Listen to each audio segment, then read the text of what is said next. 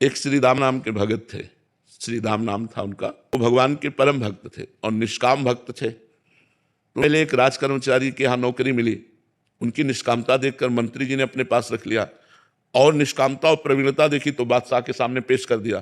तो बादशाह ने उनको निष्कामता के कारण ही खजांची बना दिया। अब वो इतने दयालु हृदय के थे, विश्वास की बात कहता हूँ, इतने दयालु हृदय के थे कि जैसे कोई आया और कहा श्री राम जी हमारी बेटी का ब्याह है, तो खजाने से चुपचाप रुपया लेके दे देते। कोई बीमार है, कोई गरीब है, कोई भूखा है, ऐसे परेशान लोगों की वो सेवा करने लगे, खजानती थे।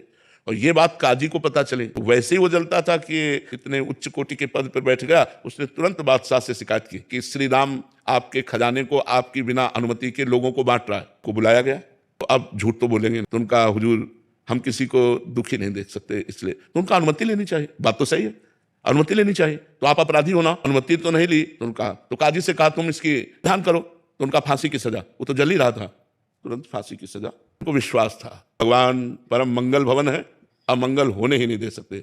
अब बादशाह की तरफ से फांसी की सजा पास हो गई और उनको हथकड़ी बेड़ियों से जकड़ लिया गया और बद के स्थान के लिए ले जाने के लिए पहले उनको घुमाया गया बाजार से होते हुए कि अपराधी इन्होंने ये अपराध किया इसलिए इनको फांसी की सजा। इधर उनको ले गए, इधर जो है एक झोली टांगे हुए श्याम वर्ण का 14 वर्ष का बालक आकर खड़ा हुआ और कहा सलाम हुजूर। देखा तो देखते ही आश्चर्यचकित हो गए, इतना सुंदर रूप, कौन हो? तो बोले मैं श्री राम का नौकर हूं। ऐसे आए हो? बोले हिसाब चुकाने आया हूं, खजाने का तुम्हारा जो भी चला गया है। और ऐसे झोली पलटाई तो वो दिव्य हीरे, एक हीरे की कीमत उसके खजाना पूरा नहीं, कहा ये सब रख लो और तुरंत मेरे मालिक को छोड़ दो। तो होश खराब हो गए, नौकर में इतनी सामर्थ। और वो तुम्हारा नाम क्या है? उन्होंने कहा बिट्ठू। और इधर उनसे पूछा गया कि अब आखिरी तुम्हारी इच्छा क्या है?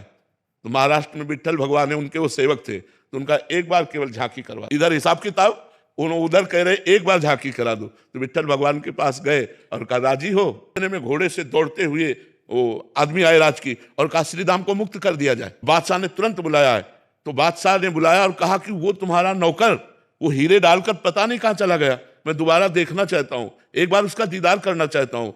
तुम इतने धनी थे, हमें क्या पता कि हम तुम्हारे गुलाम बन सकते हैं, ऐसे हीरे तुम्हारे पास हैं, तुम्हारा नौकर लेकर के आया, तुम पहले क्यों नहीं बताया? तो उनका हुजूर आपके ही नौकर हैं, हमारा कोई नौकर नहीं है, आप विश्वास मान। बोले कैसे विश्वास मान? वो कह के गया। बोले क्या नाम बताया? बोले बिट्ठू।